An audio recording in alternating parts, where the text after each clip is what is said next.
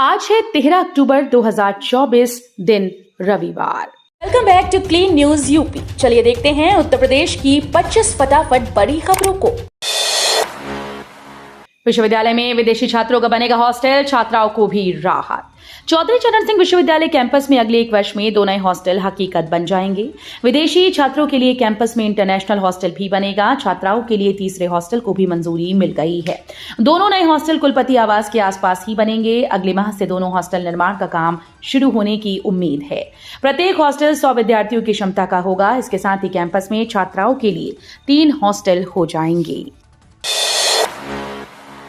UP उपचुनाव के लिए बीजेपी जल्द करेगी उम्मीदवारों के नाम का ऐलान। उत्तर प्रदेश की 10 विधानसभा सीटों पर होने वाले उपचुनाव के लिए बीजेपी ने पूरी तरह कमर कस ली है और जल्द ही बीजेपी प्रत्याशियों के नाम फाइनल करेगी। इसके साथ ही बीजेपी यूपी उपचुनाव के लिए सहयोगी दलों से भी बातचीत करेगी। रुपए के कमजोर होने पर अखिलेश यादव बोले, देश की मुद्रा का पतन अर्थव्यवस्था के पतन का प्रतीक। समाजवादी पार्टी के राष्ट्रीय अध्यक्ष अखिलेश डॉलर के मुकाबले रुपए के कमजोर होने पर कहा कि किसी देश की मुद्रा का पतन अर्थव्यवस्था के पतन का प्रतीक होता है। भाजपा सरकार अर्थव्यवस्था की बदहाली के झूठे आंकड़ों की कितनी भी मोटी परत बिछा दे, लेकिन दुनिया के सामने सच खुल ही जाता है। अयोध्या की तरह चित्रकूट का भी दिखेगा दिव्य भव्य स्वरूप। अमावस्या मेले को लेकर तैयारियां जारी। उत्तर प्रदेश में आध्यात्मिक पर्यटन को बढ़ाने और तीर्थ क्षेत्रों के विकास के लिए योगी सरकार के द्वारा विभिन्न प्रकार के प्रयास किए जा रहे हैं। अयोध्या दीपोत्सव और वाराणसी की देव दीपावली इस बात के उदाहरण हैं। इस क्रम में अब चित्रकूट धाम में भी दीपावली के अवसर पर आयोजित होने वाले अमावस्या मेले को नव्य दिव्य व भव्य स्वरूप देने का प्रयास योगी सरकार द्वारा किया जा रहा है। सर्किट हाउस में नजर आएंगी महापुरुषों की मूर्तियां। योगपथ के तहत सुंदरता के लिए तैयार हो रही दीवार। मुरादाबाद के सर्किट हाउस में प्रवेश करने पर भोलेनाथ, गुरु तेग बहादुर सहित कई देवताओं और महापुरुषों की मूर्तियां दिखाई देंगी। नगर निगम ने योगपथ के तहत मूर्तियों के साथ सुंदरता के लिए वॉल तैयार कराई है। सर्किट हाउस के गेट के दोनों तरफ नगर निगम ने योगपथ बनाया है। स्नातक में सिर्फ 800 सीटें खाली। आज रात तक ही जमा होगी फीस। 700 अभ्यर्थियों ने पहले मॉपअप में लिया दाखिला। बीएचयू में स्नातक में दाखिले के लिए 800 सीट्स खाली हैं। वेटिंग लिस्ट वाले अभ्यर्थियों के लिए अब 2 दिन का मौका है। दूसरे मॉपअप राउंड में एडमिशन की प्रक्रिया शुरू हो गई है। आज रात 11:50 तक फीस जमा हो सकती है। उसके बाद नहीं अभ्यर्थियों को मौका मिलेगा।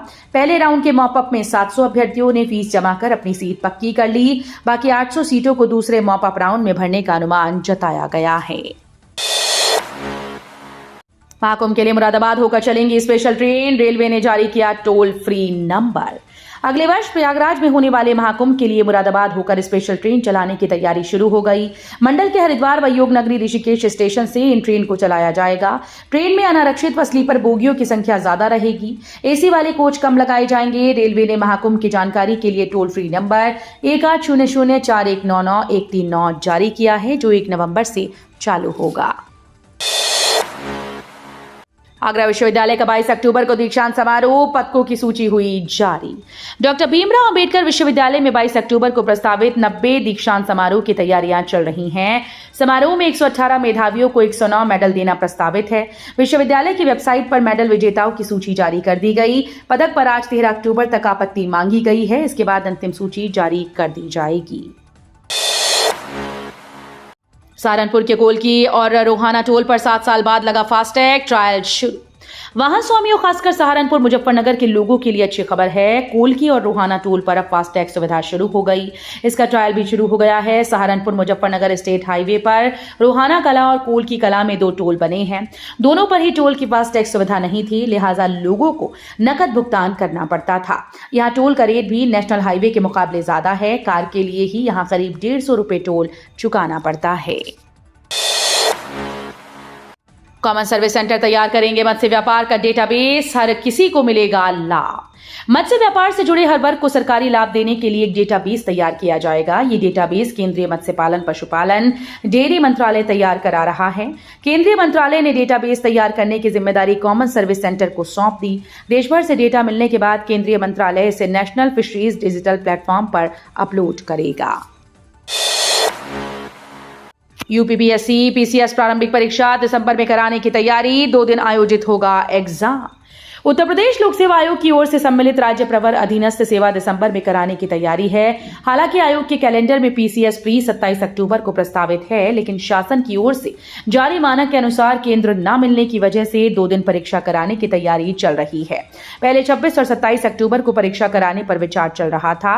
अब 7 और 8 दिसंबर की तैयारी शुरू हो गई है। महाकुंभ जाने वालों के लिए चकाचक होंगी प्रयागराज की सड़कें, योगी सरकार ने बनाया स्पेशल प्लान। उत्तर प्रदेश के प्रयागराज में आयोजित होने वाले महाकुंभ 2025 के भव्य आयोजन के लिए सीएम योगी आदित्यनाथ की सरकार द्वारा की जा रही तैयारियां तेजी से आगे बढ़ रही हैं। योगी सरकार की कोशिश है कि श्रद्धालुओं को न सिर्फ महाकुंभ का आध्यात्मिक आनंद मिले, बल्कि उनकी यात्रा भी आसान और सुविधाजनक हो।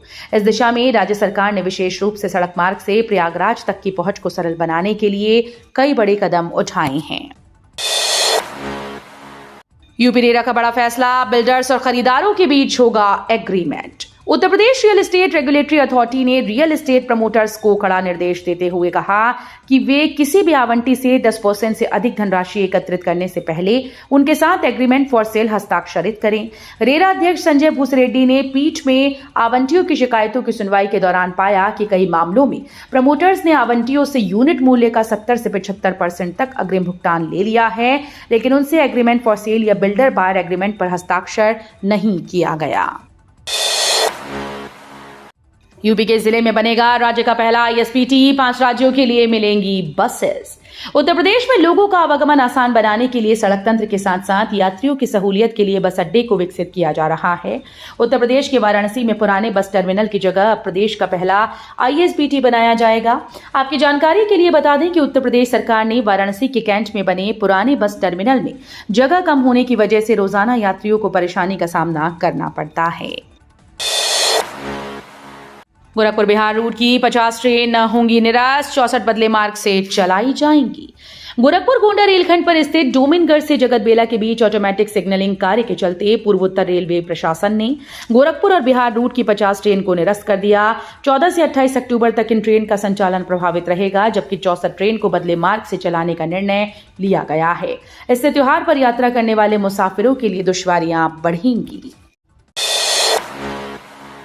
2019 कुंभ के भी रिकॉर्ड तोड़ेगा महाकुंभ 2025, पूरी दुनिया के लिए बनेगा मिसाल।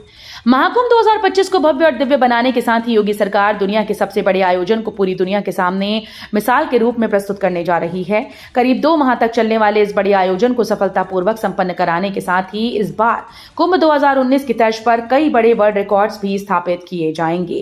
ये रिकॉर्ड्स कुंभ 2019 में बनाए गए रिकॉर्ड्स में सुधार करेंगे और सार्वजनिक गतिविधियों में जन भागीदारी की भावना को प्रोत्साहित करेंगे।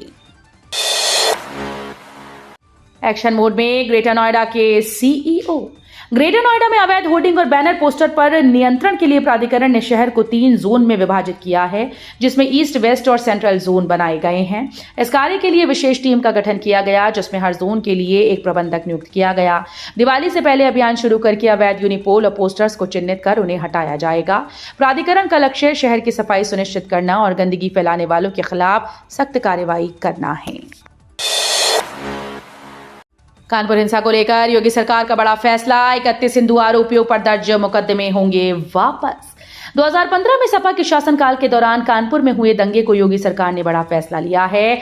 दंगे में 31 हिंदू आरोपियों के खिलाफ चल रहे आपराधिक मुकदमों को सरकार ने वापस लेने का निर्णय किया। दरअसल कानपुर के फजलगंज थाना क्षेत्र के दर्शनपुरवा में एक धार्मिक पोस्टर के कथित अनादर के कारण 2 पक्षों में पथराव हो गया था। भाजपा का पैनल तैयार, कांग्रेस सपा में मंथन का दौर, बसपा भी हो रही तैयार। अलीगढ़ के खैर विधानसभा क्षेत्र में होने जा रहे उपचुनाव को लेकर चुनावी घमासान शुरू हो गया। भाजपा, सपा, कांग्रेस, बसपा, रालोद समेत अन्य दलों के नेता चुनावी सभाएं कर रहे हैं। ऐसे में भाजपा ने टिकट के 3 दावेदारों का पैनल तैयार कर लिया। इनमें से ही किसी एक के नाम पर मुहर लगाई जानी है। इससे भाजपा के साथ गठबंधन में शामिल रालोद का प्रत्याशी होने की संभावना समाप्त हो गई है। लखनऊ में कामकाजी महिलाओं के लिए नगर निगम की पहल, बनेगा हॉस्टल, मेस और कॉमन रूम भी होगा।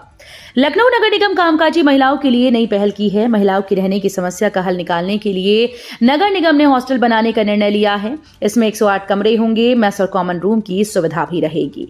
इंडोर खेल के लिए भी एक हॉल का निर्माण कराया जाएगा। निर्माण में 35 करोड़ रुपए खर्च होंगे। शिमा में क्रेडिट कार्ड से 20 करोड़ की खरीदारी। मुरादाबाद में एक साल में बने 28,000 ग्राहक। मुरादाबाद जिले में क्रेडिट कार्ड का इस्तेमाल करने वालों की संख्या तेजी से बढ़ती जा रही है। एक साल में 28,000 से अधिक लोगों ने क्रेडिट कार्ड बनवाया है। वहीं 6 महीने में क्रेडिट कार्ड धारकों ने 20 करोड़ की खरीदारी भी कर डाली। एक साल में क्रेडिट कार्ड धारकों की संख्या में 15% का इजाफा हुआ है। तेजी से बढ़ रहे डेंगू के मरीज, युवक कराया गया भर्ती, जांच में घरों में मिला लार्वा। उत्तर प्रदेश के मैनपुरी में डेंगू के मरीज तेजी के साथ बढ़ते जा रहे हैं। शनिवार को जिला अस्पताल में भर्ती बेवर के गांव जोगा निवासी युवक डेंगू पॉजिटिव निकला। उसे जिला अस्पताल के डेंगू वार्ड में भर्ती कराया है। वहीं सीएमओ के निर्देश पर स्वास्थ्य विभाग की टीम ने किशनी के गांव भवानीगढ़ पहुंचकर जांच की। यहां कुछ घरों में डेंगू का लार्वा मिला है। पराली जलाई तो खैर नहीं। उत्तर प्रदेश के एटा में पराली जलाने के मामले में 2 किसानों पर जुर्माना लगाया गया है। सैटेलाइट से पराली जलाने का मामला पकड़ में आया था। जिलाधिकारी प्रेम रंजन सिंह ने उप कृषि निदेशक के नेतृत्व में टीम बनाकर क्षेत्र में भेजी और कार्रवाई कराई। अबागढ़ विकासखंड की ग्राम पंचायत जिनावली निवासी रोहताश कुमार और इनके भाई मनोज कुमार पर 2500 रुपए का जुर्माना लगाया गया। ग्रेटर नोएडा में 90 दिनों में लगेंगे 2739 सीसीटीवी कैमरे। ग्रेटर नोएडा शहर की सुरक्षा और भी ज्यादा बेहतर तरीके से होगी। इसको लेकर ग्रेटर नोएडा प्राधिकरण की तरफ से एक अच्छी योजना बनाई गई। आने वाले 90 दिनों के भीतर ग्रेटर नोएडा के 350 प्रमुख स्थानों पर 2739 सीसीटीवी कैमरे लगाए जाएंगे। इन कैमरों की मदद से ग्रेटर नोएडा के हर कोने की नजर रखी जाएगी। इससे अपराध कम होगा और अन्य फायदे भी होंगे। बाबा के पूजन के बाद ही चावल के आटे का महाप्रसाद बनाएंगे कारीगर। शुरू हुआ काउंटर। श्री काशी विश्वनाथ मंदिर न्यास द्वारा अपनी गत बैठकों में निर्णय लिया गया था कि मंदिर का स्वयं का निर्मित प्रसाद होना चाहिए, जो उन सामग्रियों से बना होना चाहिए जो भगवान शिव को शास्त्रों में उल्लेखित वर्णन के अनुसार प्रिय हैं और उनको अर्पित किए जाते हैं। इसी का अनुरोध समूचे देश के श्रद्धालुओं के द्वारा भी काफी समय से किया जा रहा था। तो ये थी आज की 25 फटाफट बड़ी खबरें। अगर आपको न्यूज पसंद आई हो तो वीडियो को लाइक और शेयर जरूर करें। धन्यवाद।